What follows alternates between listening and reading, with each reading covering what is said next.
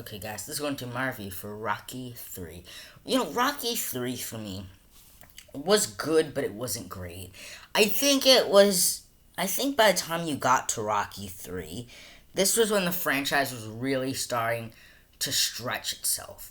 Where it's like the first one was very grounded, very realistic. The second one, very much in the same vein, very, realistic, very down to earth. But then you get to the third one, and it starts off with Rocky fighting, um, Rocky fighting Hulk Hogan, and it starts to be like, really, in that sense where it's like it loses the groundedness to it because it starts to become 80s campiness from the running scene on the beach. And I still think the Adrian and Rocky moments are still great moments, but I cringe at a lot of these scenes because it's like I really do feel like it's losing the groundedness because part of what makes the original Rocky and to that extent the sequel so great is that it wasn't your over the top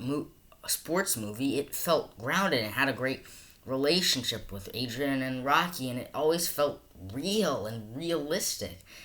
And it kind of Rocky 3 took it into a more campier direction. And then another thing is by Rocky 3 you started to truly see and feel the formula.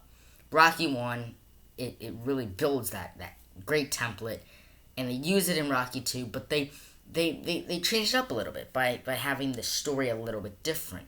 But by the time you get to Rocky 3, okay, you did it once, you did it twice, okay, that's good. But Rocky 3, they didn't really try anything new. It was the only difference was instead of Apollo, it was Clubber Lang, and they made Apollo the Mickey character. And that was kind of like, okay. And the formula works. Like, Rocky 3 was entertaining, but beyond, okay, it's great, it's entertainment.